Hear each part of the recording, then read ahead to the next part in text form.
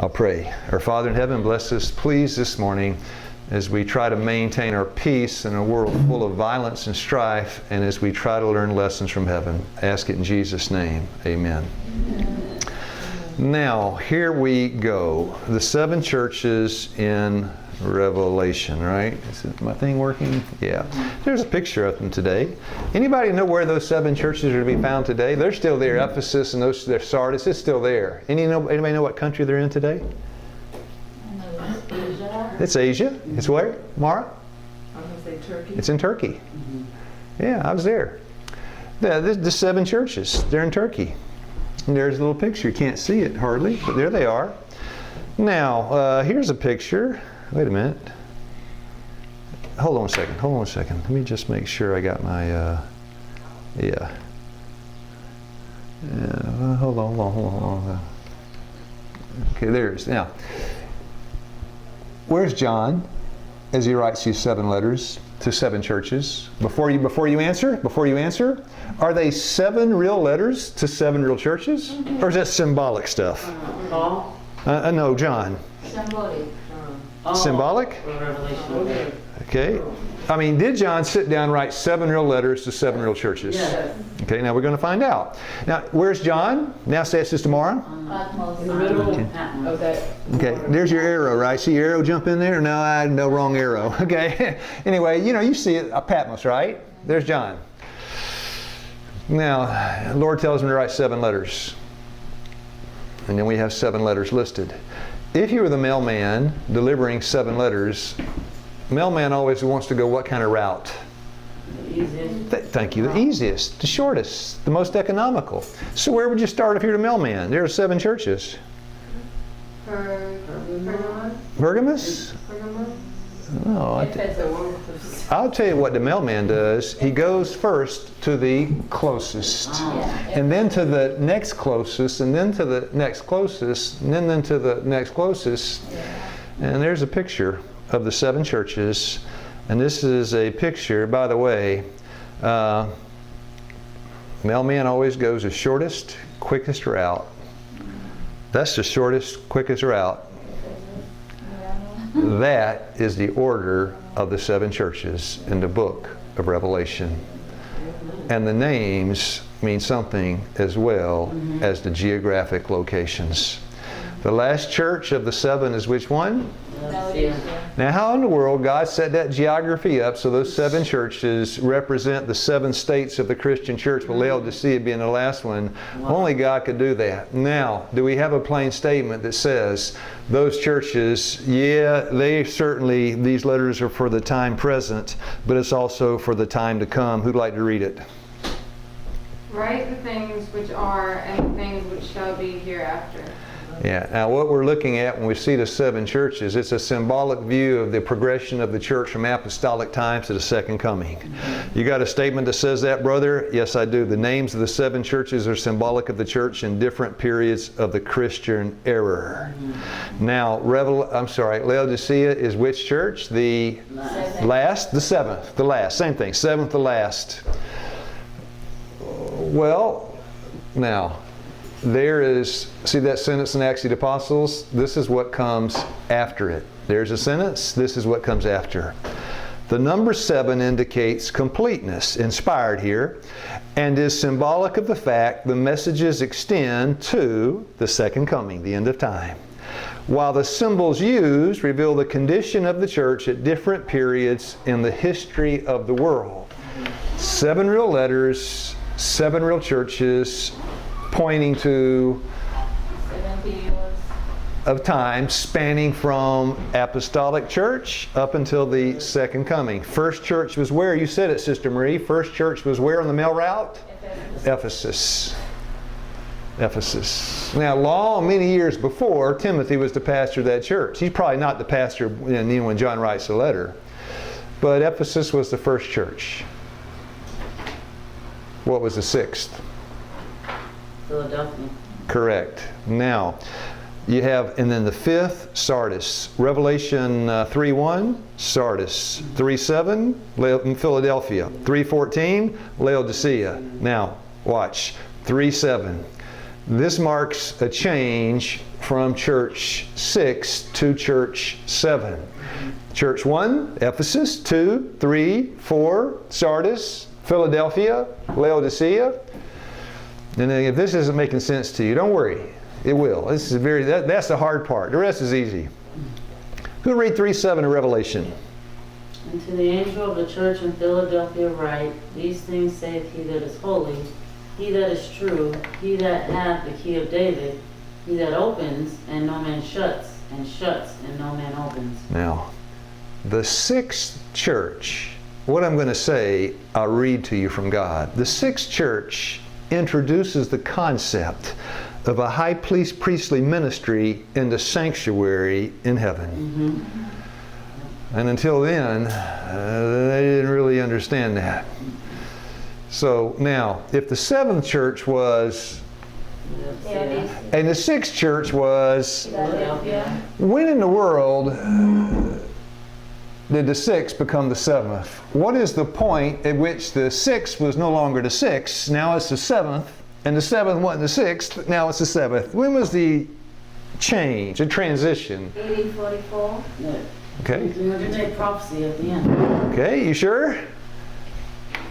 I am. I am. Now, I got this from James White. Why do you quote him from James White? Because James White had something Mrs. White didn't have. James White was a powerful preacher in Trick Question. Was a powerful preacher in Philadelphia or Laodicea? Both. Thank you. You dodged my trick, right? The trick question. Both. And Mrs. White was not. There aren't too many that had an experience in both churches. Not too many. Miller died out in, I think, 1849. I mean, not many had an experience in both. James White had a big experience in both. Let him tell the story. He quotes Revelation what? 3, the verses 7 and 8, the transition. And he says, this is what they mean. This language is addressed to only one church of the seventh. Adventists have agreed in applying them to 7 periods or states of the church. This is back in 1851. Come on, we had just starting to figure things out. Come on, just starting to figure things out. Didn't have the doctrines put together until 1849. This is, new truth. Or states of the church. The book we just read from Acts of the Apostles was a long way in the future. This language does not apply to Sardis. That's Revelation 3:1. Thou hast the name that thou livest, but thou art dead. That was the name only, nominal church. The language does not apply to Sardis. Nominal, the name, but they were dead. Zombie church. Neither to the Laodicean church. No. It applies to Philadelphia. The church of, what's the word Philadelphia mean? Philos Delphi. Brotherly love. Anybody ever been to Philadelphia? No? No. I'm the only one? Never been to Philadelphia yet? I'll tell you what the pilot said on the plane. I've only been to the airport. I got on the plane, and the pilot got on the runway, and he said, dear friends, we're 47th in line for takeoff. And I said, oh. He said, we're going to be sitting here for an hour. Then he said, welcome to the city of brotherly love. That's what he said. Yeah. Now in the Bible, they got all kind of names for love. Philos Delphi. Come on. Agape. Thank you. You got love for brother, love for sister, love for God. Different loves. So this is the church of brotherly love. Philos Delphi. Love your brother. Your neighbor as yourself. But to the Philadelphia, the church of brotherly love. Now, give me a characteristic of that church that you see in their name. It was diverse. True? That's not in their name, though. What's their name? Brotherly love. Yes. That church was full of what? Yes.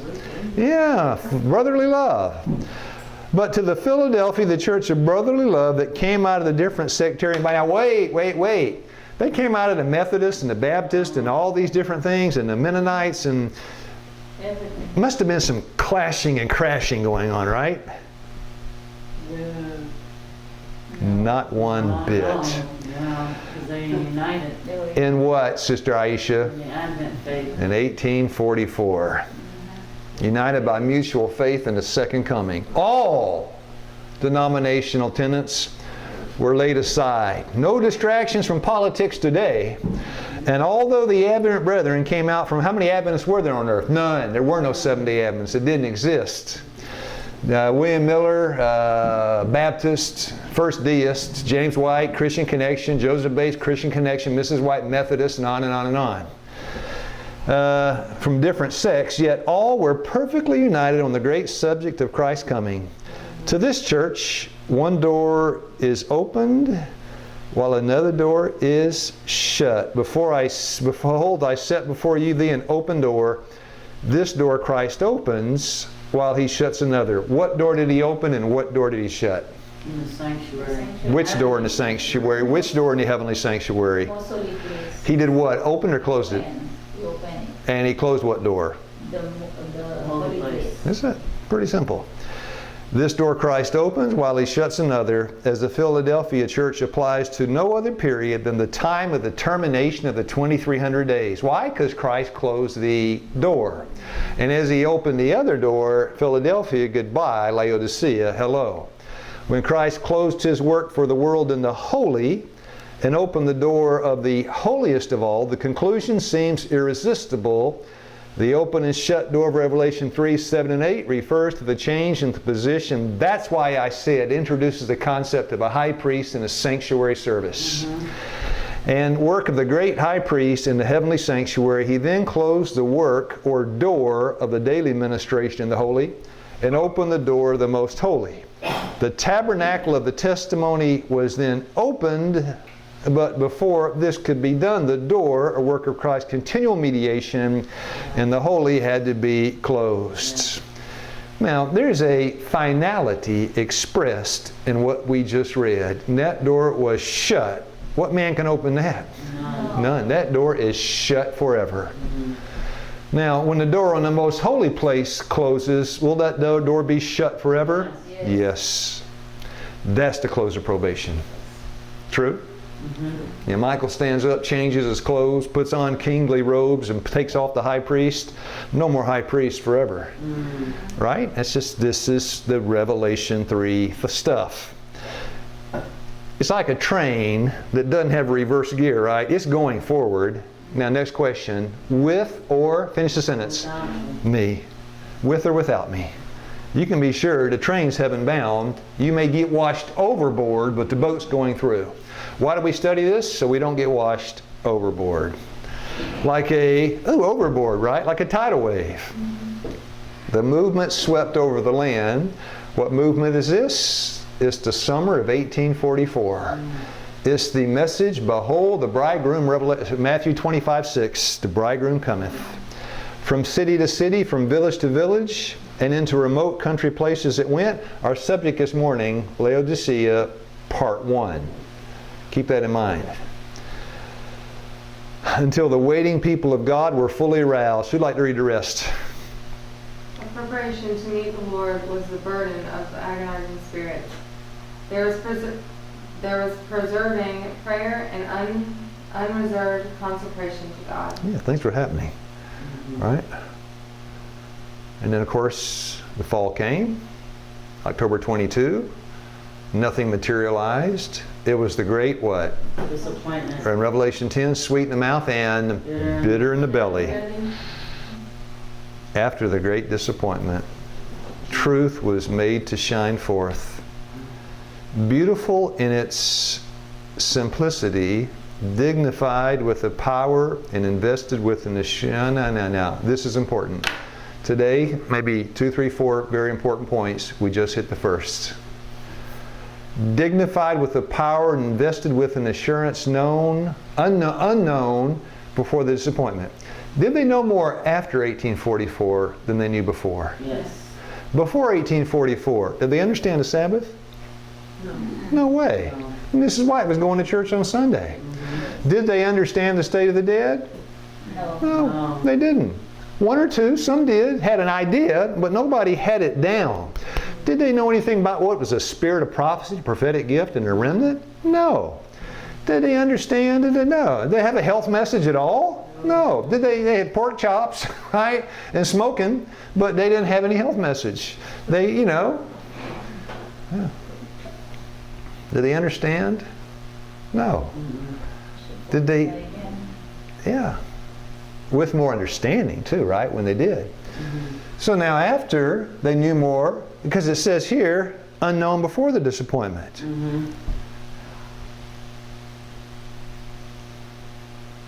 No. More truth you have, the more you know about God. And the more you know, the more you ought to, the more you know about God, the more you ought to love Him. Right? Love Him. Right? Now, Hebrews 13 verse 1, Paul's writing to us, let brotherly love continue. Let Philadelphia continue. You may get more information, but don't lose. If you're reading 13:1, when you hit Mrs. Tomorrow, I want you to read it to us. Let brotherly love continue. Don't lose the love out of Philadelphia as you enlighten yourself with more doctrines. 13:1, please read it for us. Let brotherly love continue. Pretty simple, right?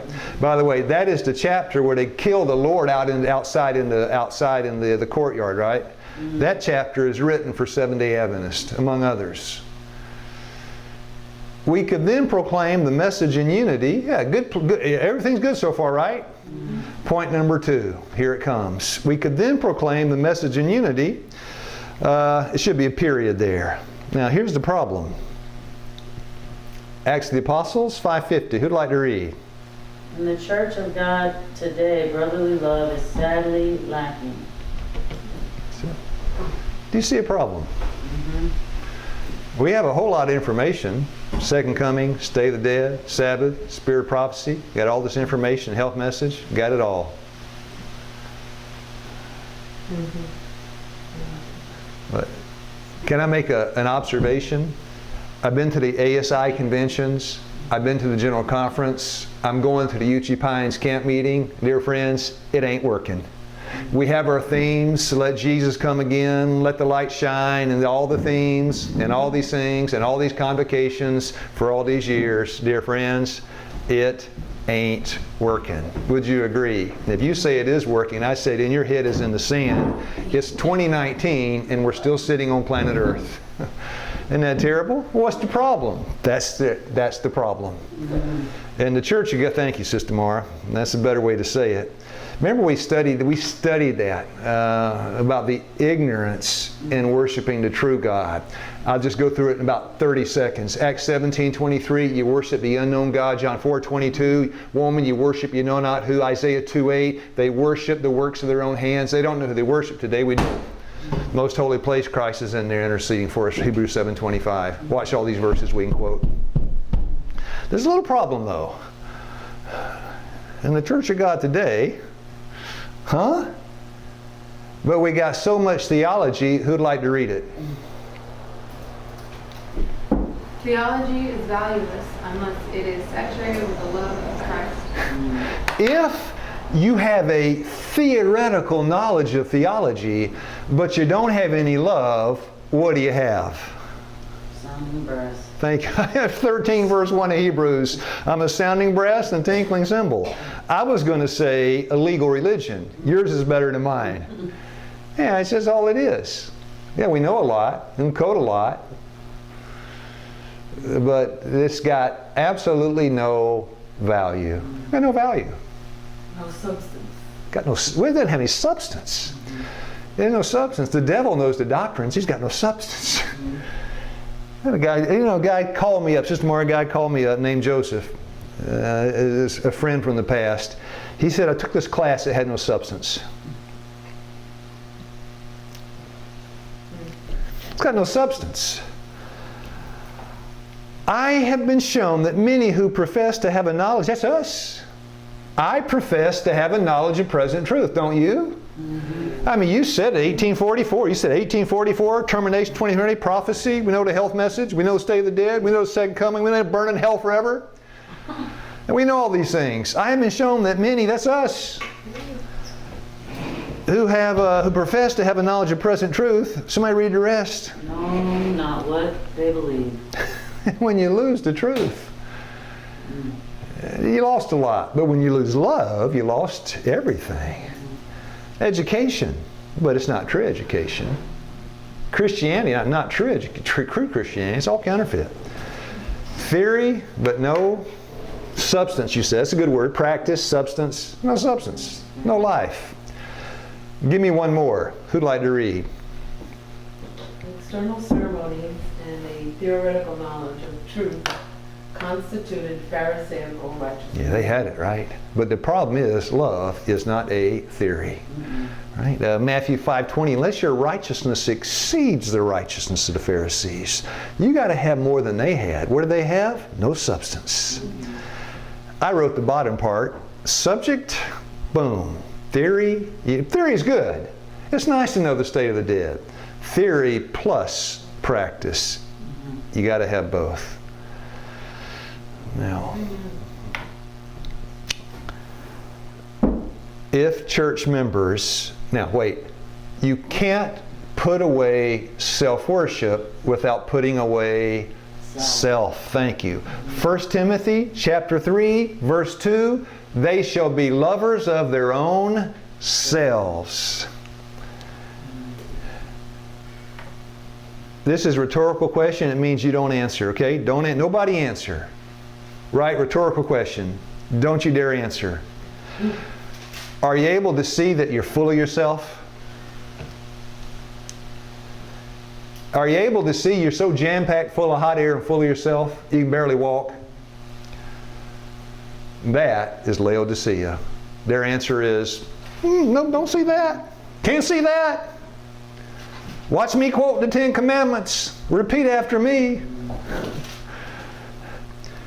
If church members will put away all self-worship, dear friends, high-flying theology is a symbol of, as a symptom of the problem. And will receive in their hearts the love of God, the love for God and for one another that filled, I'll say, Philadelphia, right? Christ's heart, our Heavenly Father will constantly manifest His power through them. Now, next question. Steps of 3 is the sentence. The warfare against blank is the greatest battle that was ever fought. Self. What'd you say? Self dies hard. I'm about to use that reference. I'm about to use it. No, self dies hard. That's coming up in a couple of minutes. You stole my thing here. That's okay. A step ahead of me is good. Now we're ready to start. Point number 3. Who'd like to read this? It doesn't say Revelation 3:16, because thou art lukewarm, I will spew thee out of my mouth. Right? That's what it says. All right? There is nothing more disgusting to our taste than lukewarm water. Can't stand it. Can't stand it. Keep going. And from this symbol we can understand how our lack of faith and love and our indifference is regarded by the Lord. Okay, now define that word indifference.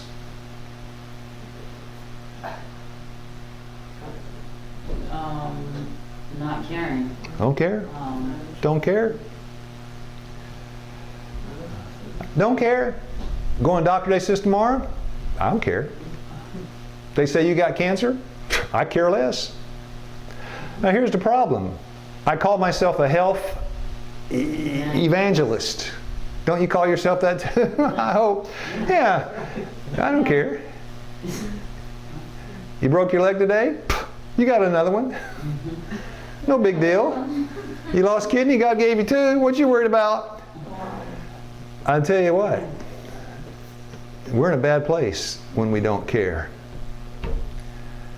That's Laodicea. We just read it.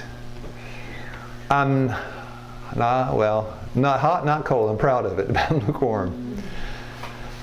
By the way, this is death to health ministry, medical missionary work, and health evangelism. That's the problem. Now, some of you may have seen this before. I think I read it before. But this is so good. I thought, I got to read this again this morning. Now, if you haven't seen this, this is in the May 2001 Adventist Review. Come out in the church paper, 2001. It's so good. The Review and Herald, May 24, 2000. That's the cover. I have it at home. I have the real magazine at home. The cover, that's a picture of the early Adventist folks, 1853. The way this story is written, see there it is, called, what's it titled? Driven by a Yeah, that's what it's called, Driven by a Dream. By the way, you can download this off the Review and Herald website, click Archives. You can download, because I downloaded this. So I could put it in my PowerPoint. I didn't want to scan the magazine. Driven by a Dream. Anybody read the fine print underneath that? And it shall come to pass. No, go up some. Young, determined, and diligent, they shape the modern Adventist church. Now read the bottom what you're going to read. And it shall come to pass afterward that I will pour out my spirit upon all flesh, and your sons and your daughters shall prophesy. Your old men shall dream dreams, your young men shall see visions. You got good eyes. That's the language out of Joel chapter 2. It's talking about the latter rain, right? Driven by a dream, the youth, charging up the church. Here's the article. The way the article is written, this man was like he was going in to visit the young pioneers. The printing press set up in the living room, the year 1853. It shall come to pass, that's what you were reading, Joel 2, 28 and 29. Dateline, he writes it like a newspaper. But I like the way he does this. Rochester, New York, 1853, 2 in the morning. The young man working by the light of a simple oil lamp is daubing ink on an inking board. Now, this is the article from the Review and Herald. I didn't change a word of it. Imagine James White, editor and publisher, introducing the team around him. Now, you fill in the ages when I get to them. Well, you know me, says James. You know me, I'm how old? 32. Yeah, he's gotten old now, right? And there's my wife, she's now how old? 26. Oh, boy, got old too. And here are our children, Henry. 6. Edson's how old? 4. Standing there with him is Clarissa Bonfoy. She has taken faithful care of Edson. She is. 32. Next to her is Annie Smith, age. 25. That's Uriah, one-legged Uriah Smith's sister. Yeah. Next to her is Sister Annie Smith, 25. She fills my place when I'm away and is indispensable all the time.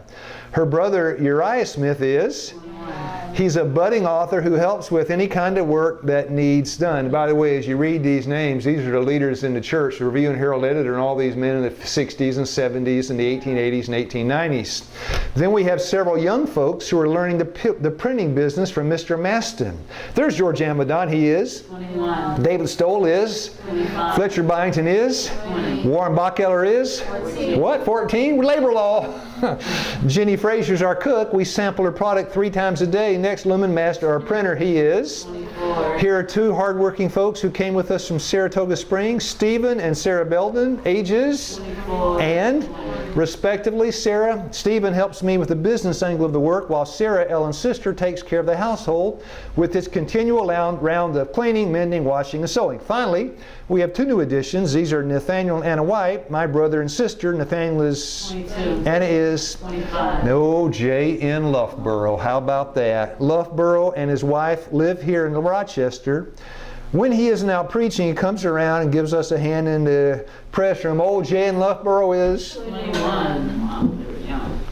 By the way, this is the leadership of the Seventh-day Adventist Church. The man that will be president, this is the leadership of the, this is it. These aren't the babysitters taking care of the children. This is the church. Jan Andrews, one of our competent writers, also drops by at times for rest. But most of the time he's in the field preaching. He is. 24. Who'd like to read the last sentence? This is out of the article. I didn't write it. Only 3 of us are over 30. Our average age is only 23, and that isn't counting the children. Wow. You count the children, the average age of the church was probably about 11 years old. Yeah. Now, a great work by simple means. The striking feature, by the way, I could take Matthew, Mark, Luke, and John and do the same thing with James, Nathaniel, Peter, Andrew, Matthew. Same thing, couldn't you? The total age of the apostolic ministry back then was about what? No, about 23 years old. Give or take, give or take. Was Peter a young man? Come on, James a young man? Yes. Yeah, they were all young. Why in the world is Jesus dealing with children? What's his problem? He was young too. He was the old man of the group. Just turned, Luke says, at 30 years old when he began his ministry. Probably died around 33, give or take a few months. He was young too. What's wrong with him? This Pharisees, those men studying theology, why does he choose the know-nothings when he have men that know everything? They're teachable. They're not. The strike. Sister Aisha, you read this one. A great work by simple means, the striking feature of divine operations is the accomplishment of the greatest work that can be done in our world by very simple means. Now, in theory, that plan won't work. In theory, it won't. But in practice, it's the only plan that will work. He will raise up from among the common people men and women to do His work, even as of old He called. Now, wait. You mean He did it 2,000 years ago? He did it in 1844. Now finish the sentence. Do it again. And He'll do it again. And if you think you know everything and don't realize you're full of hot air, He passes you right by and finds Himself somebody that'll listen. He's going to pass Luke Heath right by. Unless this Laodicean message does something to wake me up out of my suicidal slumber. That's what it's designed to do. He will raise up from among the common people men and women to do His work, even as of old He called fishermen to be His disciples. There will soon be an awakening that will, there it is, well what? I can't believe He took him and that's not how God works. Those who do not realize the necessity of what is to be done will be passed by. And the heavenly messengers will work with those people who are called the common people, fitting them to carry the truth to many places. 1 Corinthians chapter 1, verse 27, what's the Lord going to do? God has chosen the foolish to do what? Confound the wise. 1 Corinthians 1:27. Yeah, 1844 was nothing more than a repeat of the first coming. And history is He's going to do it again. Now, going back to the first sentence, important point number 4. He will raise up from among the common people men and women to do His work, even as of old He called fishermen. Name one fisherman He called. Name one. Peter. No, Peter wasn't a fisherman. No, Peter went to Southern, got his 4-year degree, went up at Andrews, went through the seminary, and got his MDiv, and then he got his doctorate in theology. Come on, tell me Peter's a fisherman? What's the matter with you? James, didn't he go to Keene, get fitted up for the ministry? Didn't he? He chose. When he chose. And the Lord said, I'll take you. And I'll make you a Fisher of men. Isn't that crazy? Yeah. Isn't this wild stuff we're reading this morning? That's the other side of fishermen is all that work. The majority of fishing is Patience. patience And waiting.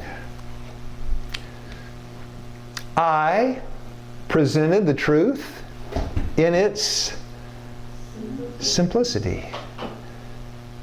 Didn't pull any inordinate bifurcations on folks, did I? Any polysyllabic mesmerism, did I? No, come on, it's simple. Went downtown, robbed the bank, that's simple. God said, give me that bank robber, I'll use him. Because at least he's simple. I can fix somebody that robs banks, but a highfalutin, self-righteous Laodicean Pharisee can't hardly fix him. This was the manner of Jesus. I'm doing it because He did it. Jesus preaching. Who read the rest? He taught the people in simplicity. He used no large words that the unlearned could not understand. The unlearned, the veriest child, could understand His words. And the crazy thing about this, the simple teaching strikes deep in your heart, but highfalutin theology is very shallow and there's no substance. You fly over the heads of the people. Jesus connected. How do I know that? Because it's all over the Bible. Now, I've quoted this thing 15 times. You know what it's going to, when I hit the button, you know what's going to flash up, right? The greatest danger we face is losing what? The spirit of present truth. But no, friends, they had it. Yeah. and losing our, that's it. I saw, 2 Corinthians 11 verse 3, the devil hadn't changed a bit. I saw that in the Butler Creek Health Education Center, the greatest danger would be of Lou Keith departing from the spirit of present truth. No, I got present truth. Yeah, that's not the question. That's theory. But the way you practice, that's the life work. That's got to be simple. And from that simplicity, which should ever characterize the disciples of Christ. Are simple treatments better than surgery? Is prevention better than cure? Now, anybody know where that is? Well, close. That's where Saul died. Saul did not die in Haiti. That's where Saul died. You never know. You never know till you guess, right? The 2 Samuel 1:21. 2 Samuel 1:21. So they came and told David, hey, the king's dead, Saul's dead. Now this is a verse I don't want to get wrong at all. So Sister Mara, somebody looking that up?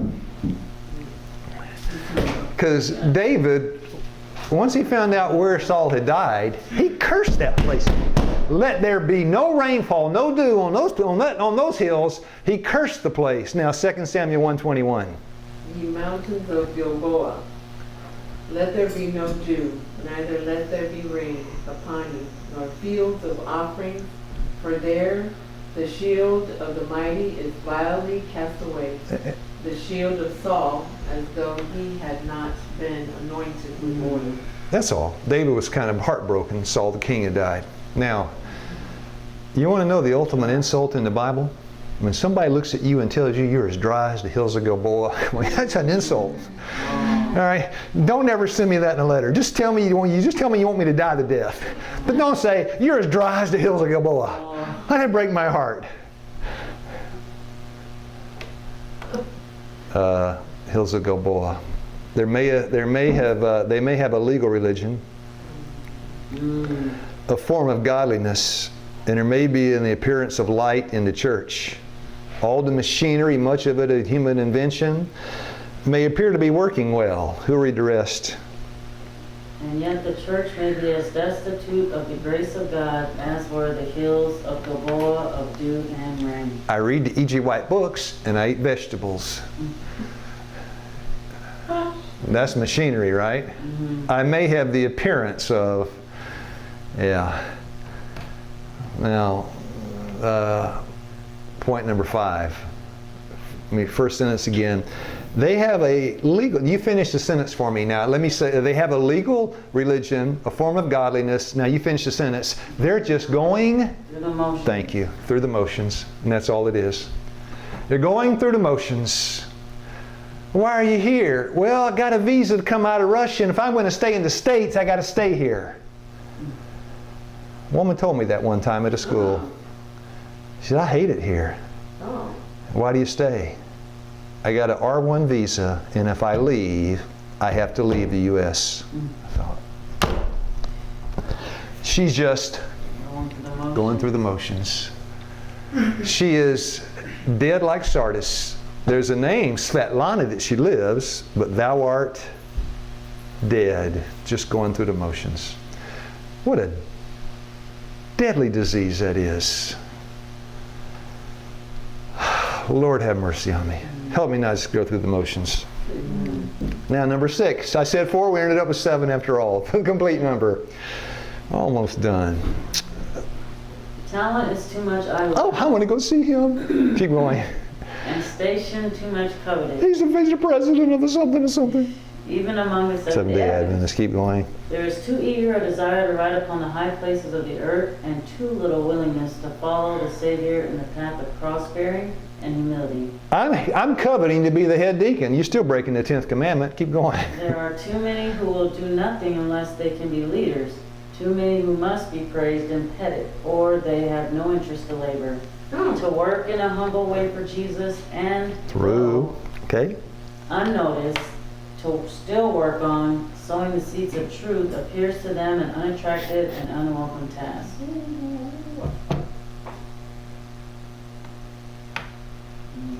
Is that me? Are you there? No, that's not me. That's not me, then I'm not going to work. It's all about? Yeah. The warfare against me is the greatest battle that was ever fought. Wow. Either I get the limelight or I want no light. Either I'm going to be center stage I won't be on the stage. or I won't be on the stage at all.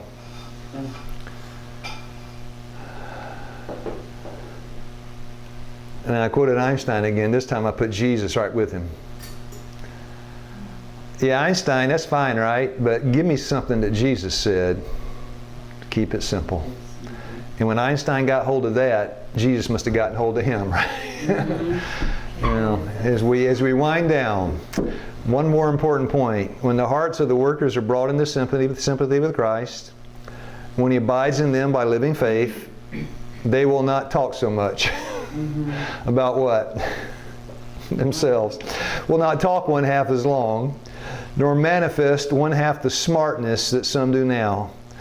But what they say in love and simplicity will reach the hearts. And it's more than simplicity, it's got to be spoken in. John 7:46, never a man spake like that man. They will be brought in close sympathy with teachers, scholars, and church members, and officers, right? And everybody. Now, let me show you a picture of Luke Heath. I could say 40 years ago, but I'm afraid it might be a current photo.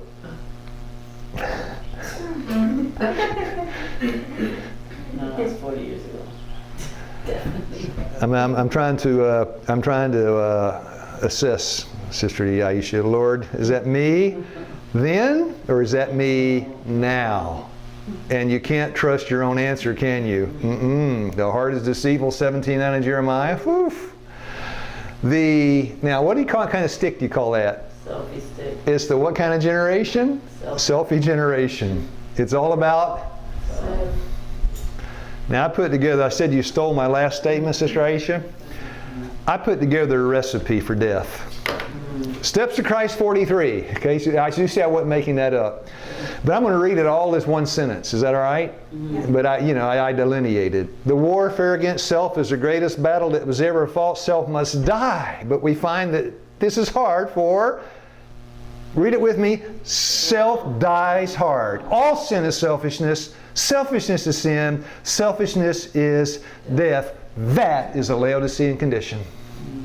I'll pray. Father in heaven, have mercy on us before we perish completely. Resurrect in us something that would put to death Laodicea, which is a death to self. But have mercy, Lord, because self dies hard. I ask it in Jesus' name. Amen.